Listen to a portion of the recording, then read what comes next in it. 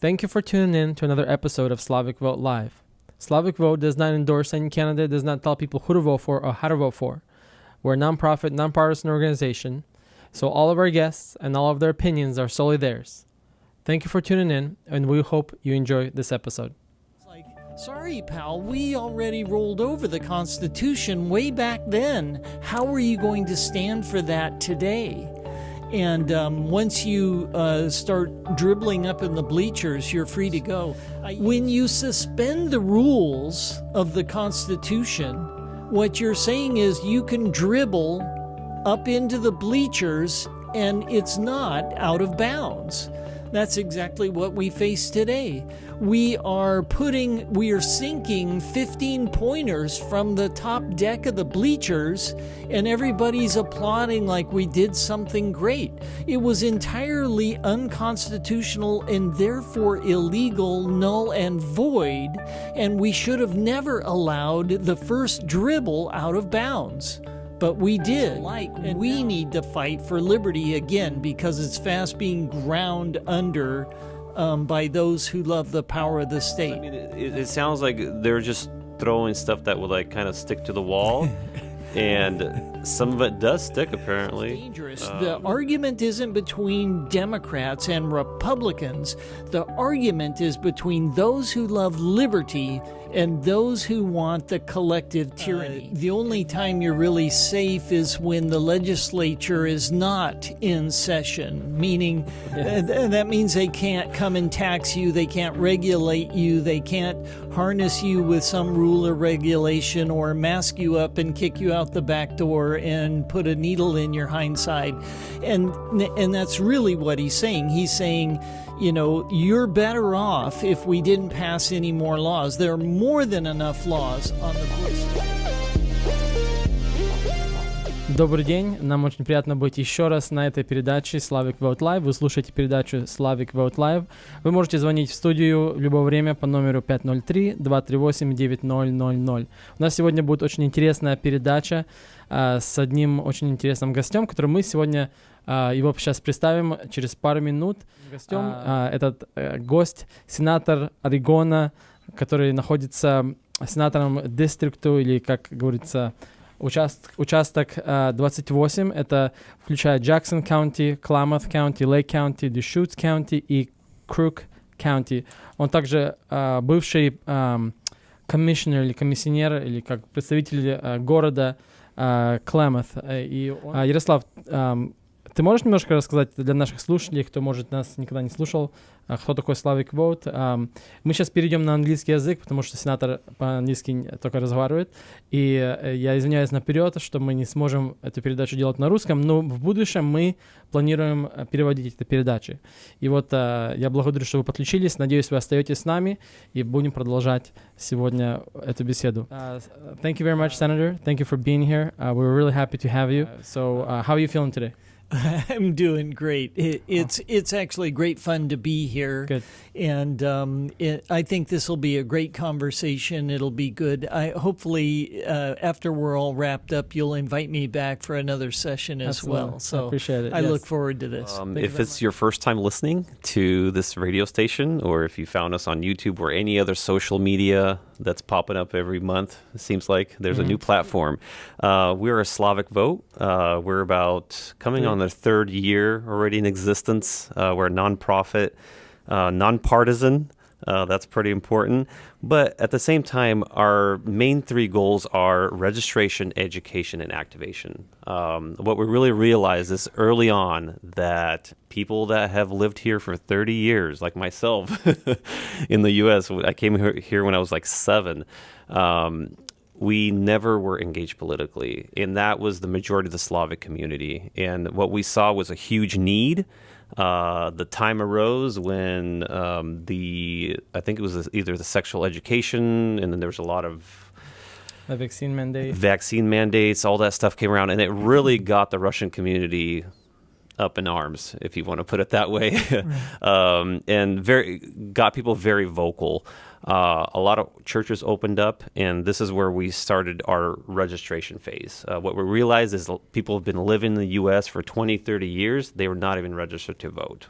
So they were not getting the papers to vote. They didn't know about it. Well, they kind of knew about it, but just the Russian mentality, the Russian culture was, we'll do our thing in America, you do your thing. And that's including a lot of our members that are within Slavic Vote. Yeah. You know, a lot of us have been only voting for about 3-4 years. So correct, yeah.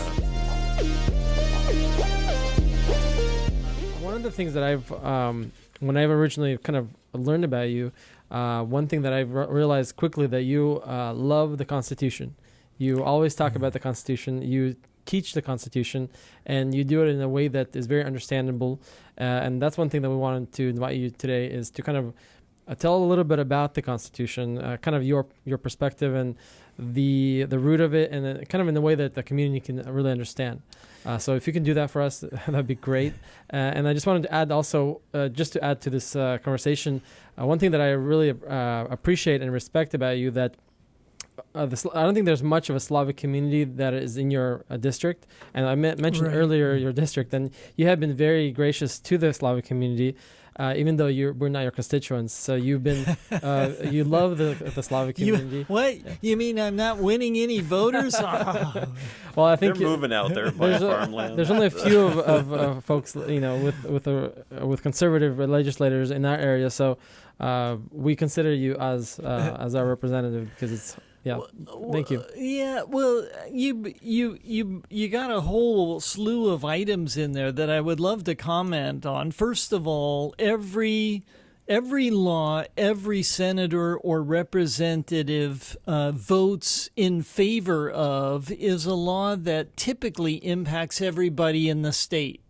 So there really is nothing that, you know, Klamath County may get some resources like money for a Head Start location or money for the Oregon Institute of Technology, which is in the city of Klamath Falls or whatnot. But typically there's money for colleges or universities, and it goes to all the universities.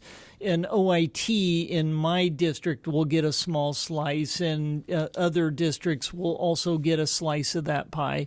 The same thing, the hospital may get money, and so will all the other rural hospitals or metro hospitals, and things will get divvied up. But there's very rarely something that's just isolated to a unique group. Probably the most unique group oriented things would be for folks who live near the bridge. You know, the bridge may get built here, or tolling may be here to get across into Washington or whatever. Yeah. Those kinds of things are very restricted on a geographic map. But most of the time when we're saying you can no longer identify a male as a male and a female as a female because that would be discriminating against those who believe they aren't either male or female, that applies to every school in the district, every school in the state, every school, and then it spreads. So from California, it spread to Oregon. From Oregon, it spread to Washington. From Washington, they'll try to push that into Idaho. And at some point, you know, we as humans have been on this planet forever and ever, and we actually know what male and female are, and none of us are surprised by male and female. And there are male traits and female traits, and there are some males who are bigger, stronger, and tougher than other males, but they're still male and female. This is just something that is well known. But when it becomes law now, what we're stripping is your ability to freely understand the world. This is called the correspondence theory of truth. So what we see around us, the colors we see, the observations we make have to coincide with what's real in the world, or we're all of a sudden on unstable ground. We're double-minded, tossed and turned by the waves of the sea. You know, where are you going to stand on this issue? And so this is why this moral compass, you know, narrative has to flow through. When we get to the Constitution, this is what we're seeing in the Constitution, a document that was created that highlights the office, what the Constitution is described for in the preamble, and then we lay out what the president can do, what the House can do, what the Senate can do, what the legislature can do is a bicameral, it's a generic kind of, label, what the judicial system can do, and we identify all of those areas so that we have an appropriate level of checks and balances. And because we have this notion of checks and balances, that one body will hold the other body accountable. You're referring to the three branches of government, correct? That's correct, right. And the states, the Oregon state constitution mimics that. In Oregon, they're called divisions, the three divisions. This was my lawsuit against the governor for her mandates. The Constitution, Article 4, Section 1 says that Oregon's government will be comprised of three departments. And the departments are named the judicial, the legislative, and the executive. And then the very next sentence is no department can usurp the authority of any other department. Ding! So the governor doesn't have the right to make law. Right. She does not have that right. It's unconstitutional. Therefore, all of her mandates that look like rules, laws, or regulations should be null and void. They have no standing. They're illegal. And yet the court system where I filed my lawsuit said, and they put it in the shredder. And so this is the tyranny. If you look at what happened in Russian history, this is the exact same thing. Once power is assumed, how do you get power out of the hands of the powerful? And once it's assumed, they overtake the business enterprise, they overtake the banking enterprise, they overtake the legislative enterprise, they overtake the policing enterprise, they overtake the corporations and what they can produce and what they can't produce. And then all of a sudden you've got this, giant, tyrannical oligarchy type of environment where there's a bunch of big heads in the room and each of them wants to sit into the golden chair, but nevertheless it's all the rules coming from the same place out. So the Constitution, the U.S. Constitution, and all the Republican constitutions, and this is part of the clause of the Constitution, that each of the 50 states have to have the Republican form of government. And this means the representative republic idea where it doesn't have to be democracy where everybody votes for everything. So you're saying we're not a democracy? We are not a democracy. So the correct terminology actually for your community is we are a constitutionally federated republic.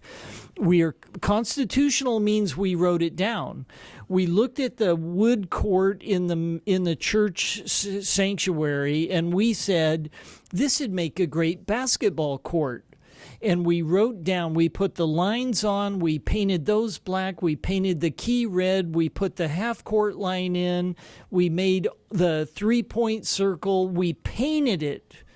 It's there in black and white. We wrote it down. It's constitutionally federated republic. We put everybody in this federation of unique sovereign states. The Declaration of Independence says the 13, I think it says original united lowercase u states uppercase S of America. So they're united is just a description. They're all one. They are states, independent, big S. They're all independent sovereign states, and it's in what we call the American continent. And so all of these subtleties exist in history, and quite frankly, the Democrats, the left, the Antifa guys want to do away with all of those traditions. And I'm arguing that we bring back an understanding of our true American history, and we recognize why it's there, why it's valid, why it's so important. Well, so there was some talk of getting rid of the Electoral College because of the mess that happened in the last election, and that would be kind of going against that republic idea. Right. Where some states would... Yeah, so well, I mean... The Electoral College, most people don't realize the Electoral College is made of, like, how many votes does Oregon have in the Electoral College? Everybody ought to know this, and nobody knows. You don't know. Is it 7? Yeah, now why is it 7? Is it 5 with the representatives and then 2 senators? That's right. So every state has 2 senators. That's for even representation. The biggest state, the state with the most land or trees or mineral resources, and the state with the most people, regardless of which they are, they're all 2 senators for equal representation. And then, based on people, but not trees or cows or sheep, then the next is the House, which is based on population count. We actually have 5 districts today. We'll have 6 in the next session because our population is growing. Right. So we get an extra representative in Congress. And Electoral College, right? Bingo. And that means we then move from 7 votes in the Electoral College, the 5 plus 2, and that this is why math is important. And then it will be 6 plus 2, right, and we'll have 8 votes. And so when you're wondering why California has so much pull in the presidency at the popular vote, that's one thing. What really counts is the Electoral College, and it's a representative vote.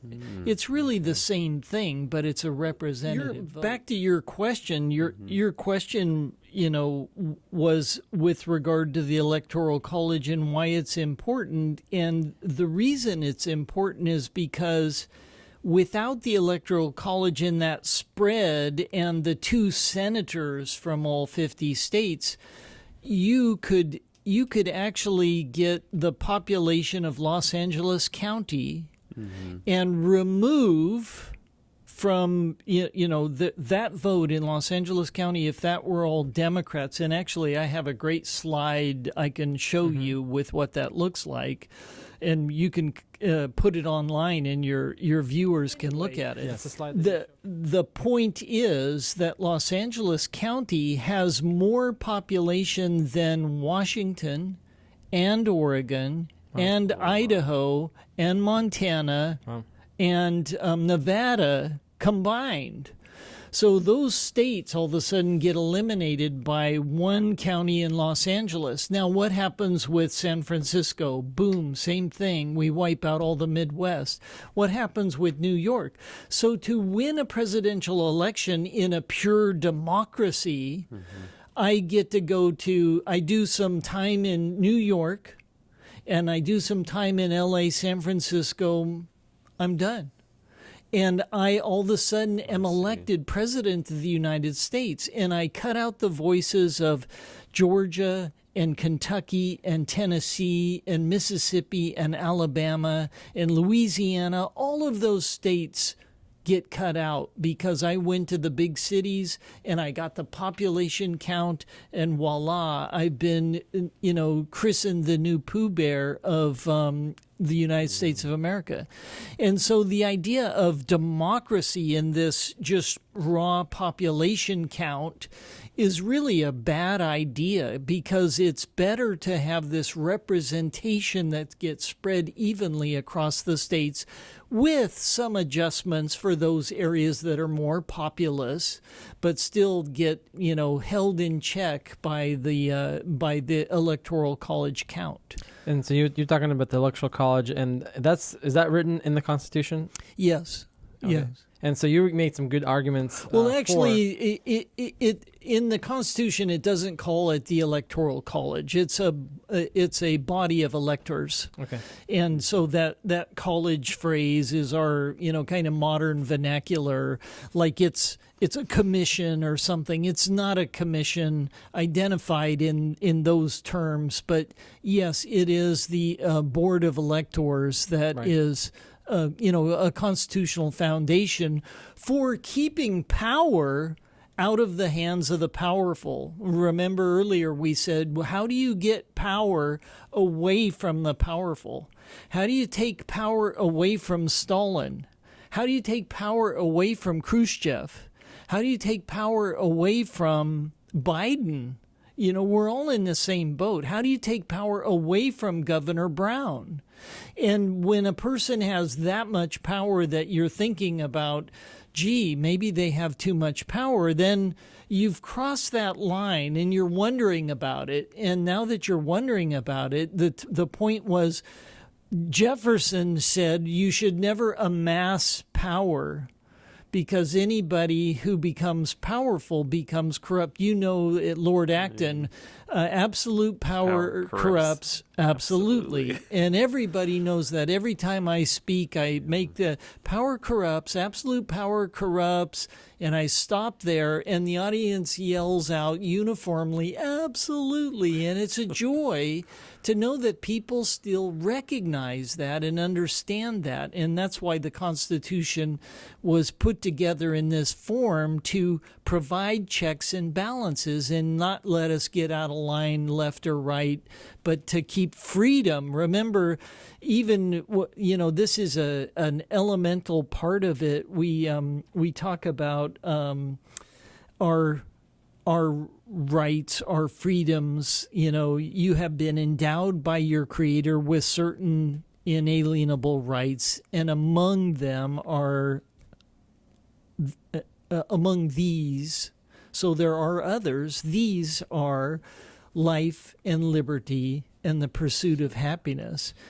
And then the very next sentence says, and when your government is failing to protect your rights, you also have the right, as you see fit, to create a better form of government. Right.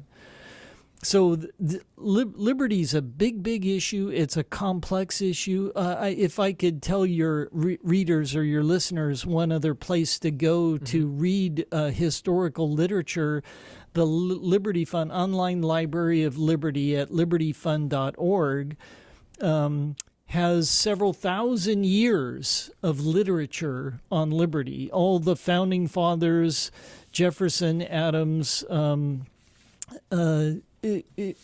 as well as men who came before them, Cicero and Tacitus, and what you name it, they're all there. And our Edmund Burke and Lord Acton, the famous quote we just talked about, and when you pick up one of those books, it's like, wow, these guys sat around and thought a lot.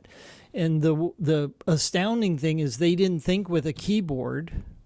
They thought with a quill pen and a bottle of ink. These guys were incredibly smart gentlemen, and ladies too. There's a lot of women who are included in the Online Library of Liberty, and their writing is just fabulous. And we just previously talked a little bit about the Electoral College. So you made a great argument for the Electoral College. Why do you think there's so much attack on the Electoral College? Because of that reason exactly. Because of the popular vote. Right. Yeah, the popular vote argument is, look I want control. Here's the easiest way to get it. Win Los Angeles, New York, and Frisco, maybe Chicago, boom, I'm in. Right. That's the way to go. Yeah, it's not representation of it's got states. Nothing to do with freedom. It's got nothing to do with fair and balanced. It's got to do with amassing power. Right.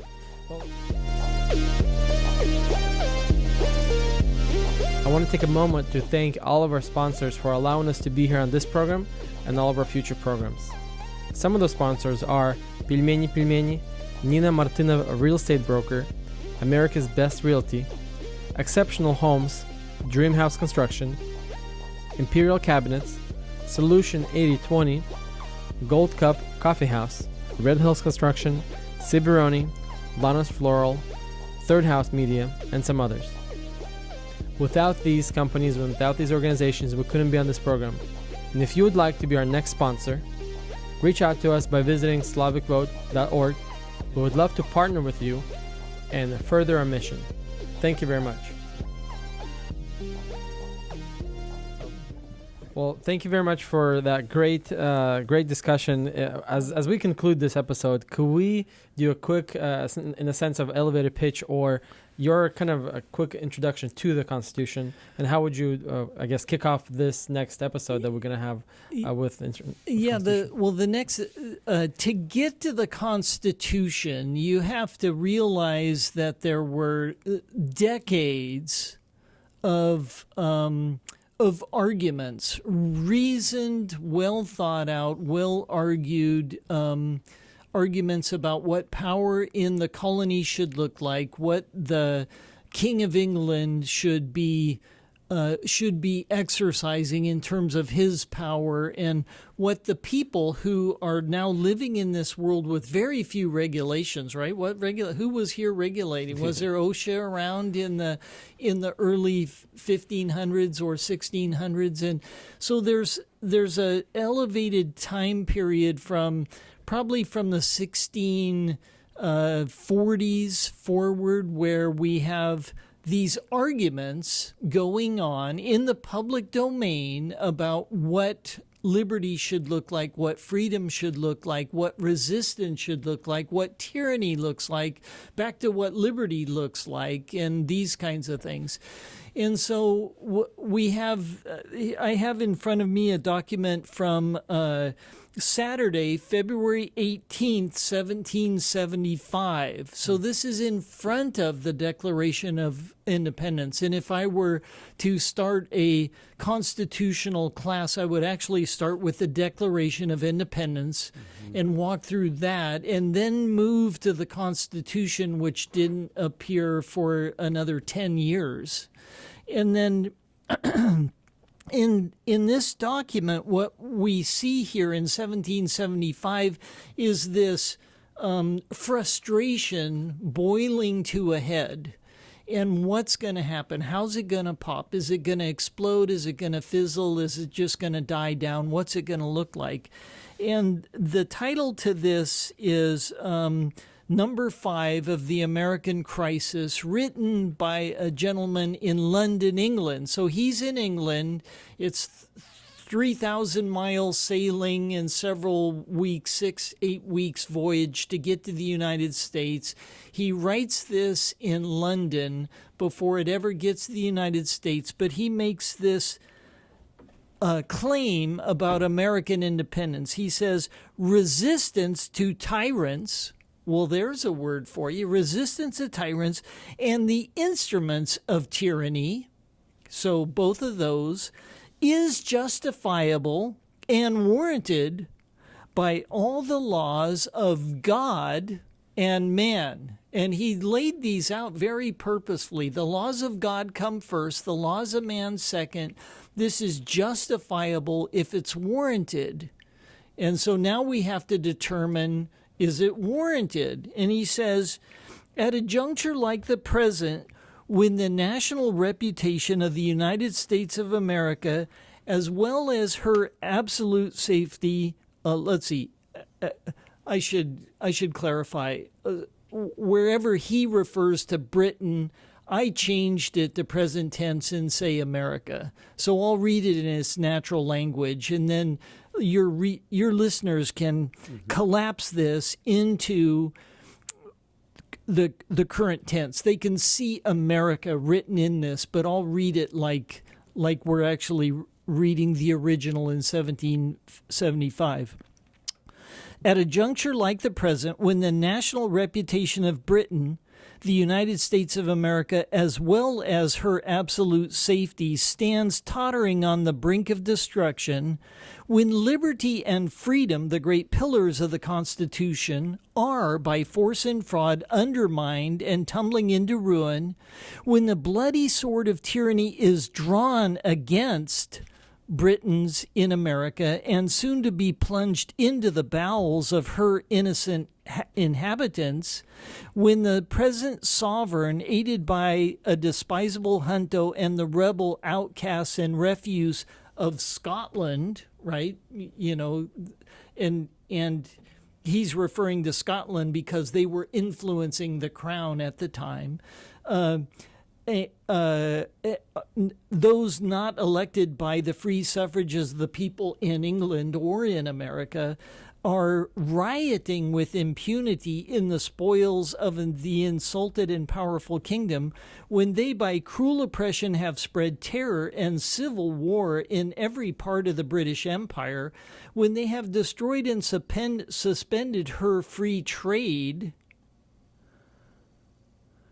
when the most iniquitous and unjust laws are daily passed to curb the spirit and bind in chains the hands of a brave and free people, when St. James is made the slaughterhouse of America, and St. James is where the aristocrats live, so that would be, in today's world, we would call that Georgetown.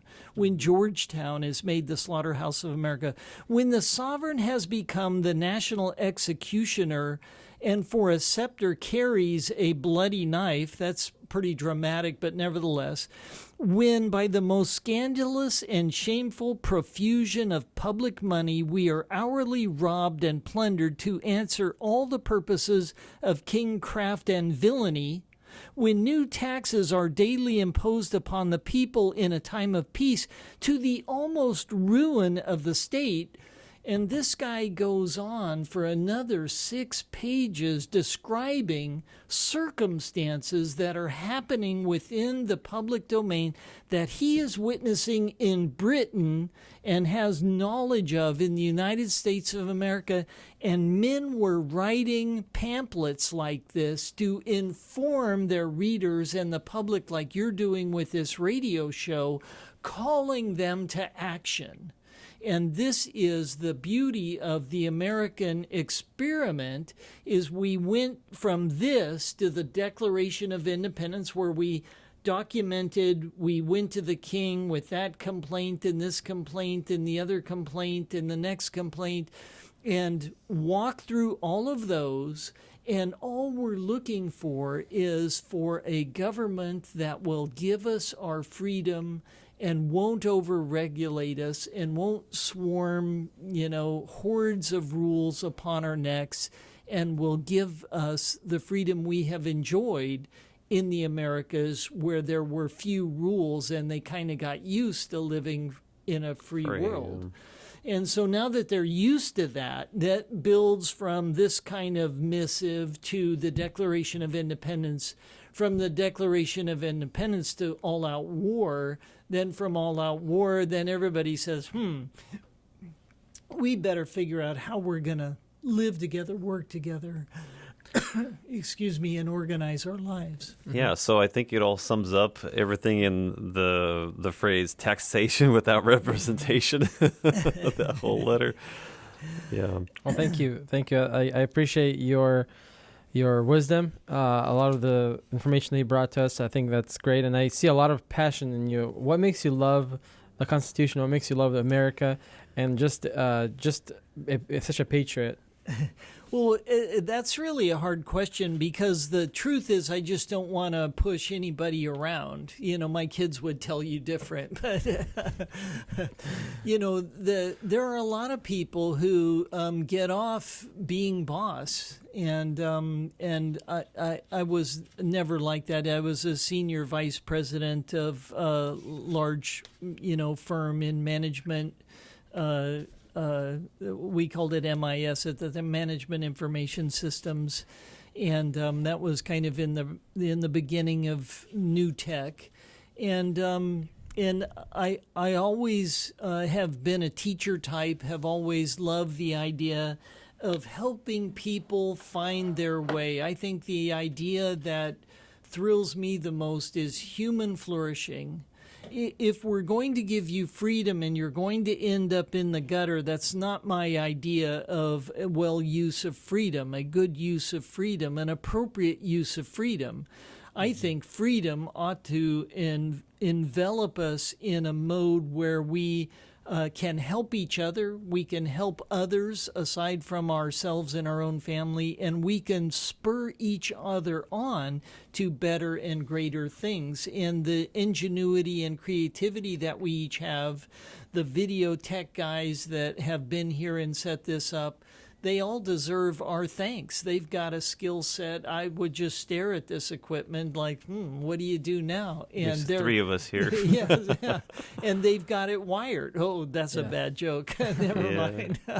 Well, thank you. There's a lot of people who are living in the time that we're living in, and a lot of them don't really find themselves wanting to do something. Or I don't know how to even describe it. What makes you want to get out there and just be active and bring change? I think at some point it's got to be a calling. It's got to be thinking that I don't want my life to be wasted. I never asked to be born in 1956, right? I didn't do that. God did that. God put me on planet Earth for a time as this. And now that I'm here, the question I ask, and probably everybody ought to at least think about, is now that I'm here, why? And what? And how? And think about those questions. Why are we here? Oh, and by the way, who's in charge? Right? Those are the three questions. They're all why, what, when, who, type of questions. They're very deep, soul-searching questions. And I think when you walk through that kind of thought process, you come to this point where you realize life has a lot more to it than just coming home and turning on the news and watching CNN lie to you. Oh, that's thank you. That's a really good answer. Yadek, do you have anything else to add before we kind of start closing down this program? Nope. The only thing that comes to mind is that freedom without borders or freedom without rules is really not freedom. I think that's what this conversation kind of boils down to. Yeah. Okay, so let's go one step into the deeper metaphysical, psychological. Can you ever be free? And from a biblical perspective, you're either free from sin and a slave to righteousness, or you're free from the law and you're a slave to sin. You're going to either be a slave to sin or a slave to righteousness. Pick your master. And now, if you say pick your master, who's going to boss you around? Sin or righteousness? Right. That's great. Thank you.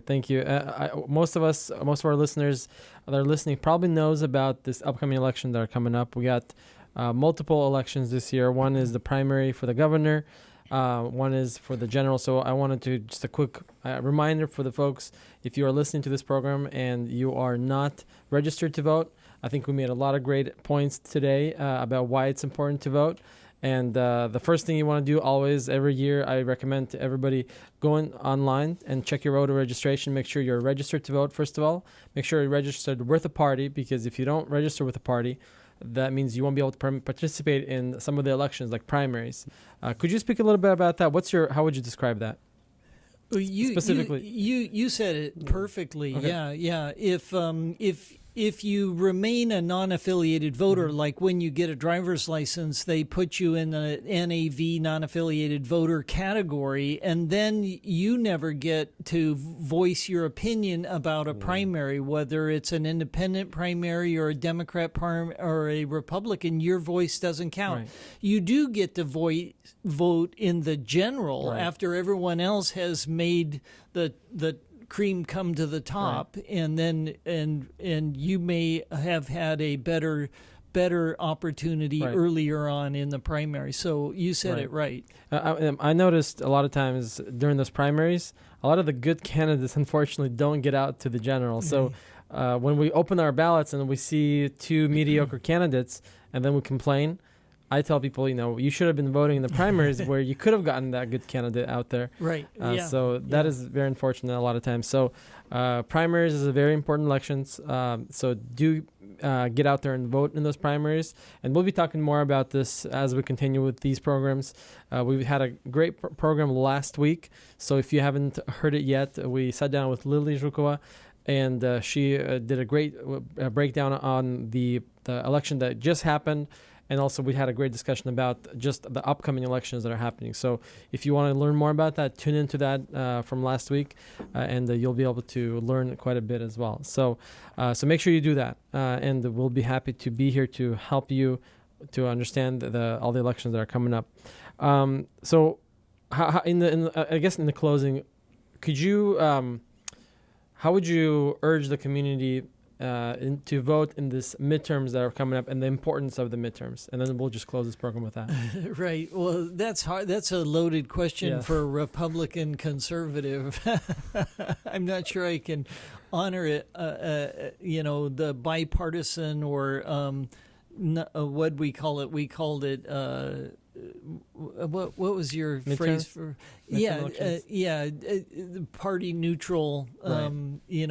Having respect for all comers.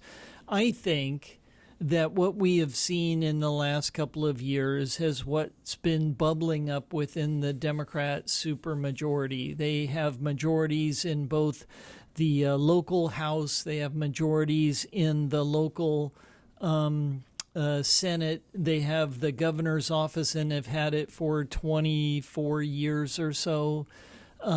We have at the federal level, we barely kept the Senate. The presidential election, everyone knows what that looks like. The House is massively going in the wrong direction. It's time to switch out the head honchos in our form of government, and I would recommend that you go for Republicans hands down. And then what you have to do in the primary is figure out which of those Republicans is leaning towards liberty, and what's his value system? Where's his moral compass getting its setting from? How's he making those choices that he's making? Is it because of money or is it because of principle? I think you have to stand on principle at all times. It's principle above party. It's principle above personality. It's principle that you have to stand on. And then you can stand that ground through thick and thin. You can stand that ground and be firm where you're standing because it's based on principles. Now, where do your principles come from? And I think the biblical foundation is a perfect foundation to stand firm. So be on your guard and stand your ground. Excellent. Thank you. And I just wanted to mention, like we always do, Slavic Vote is a nonpartisan organization. We don't lean in any direction of the parties. So I just want to put that out there as we close this program. Thank you very much for listening to Slavic Vote Live. Thank you, Jarek, for being here. Senator, thank you for coming on, and it's been a long few hours that we had this discussion, so I appreciate you coming, and I hope our listeners and viewers enjoy this program. And sounds like we might have a third episode sometimes in your future, so if that's something that you have time for, we would be happy to have you at any time, and we'll dive deep into the conversation about the Constitution. We'll go into some of the other conversations that we've had today, and I think we'll break down. And if you're listening and if you have questions for Senator, you leave those questions in the comment section, and we'll try to ask those questions in the next program. So thank you very much. Any last words before we depart? No, other than thank you. Thank you for a great conversation. I hope this has been helpful to your listeners, and I look forward to next time. Absolutely. Thank you very much. Thanks to Slavic Family. Thanks to our video producers, and thanks to your wife for being here with us today. And maybe one day we'll have her on the radio as well and speak about her experience. So thank you very much. God bless, and we'll see you next time. Bye. Thank you for tuning in to Slavic Vote Live. We really appreciate you listening to this program. Don't forget to click that like button, subscribe, and share this program with your friends and family. We really appreciate it. Thank you very much and have a great day. Кандидаты. Стремление. Новая программа Slavic Vote Live. Каждую неделю в прямом эфире. Slavic Vote Live.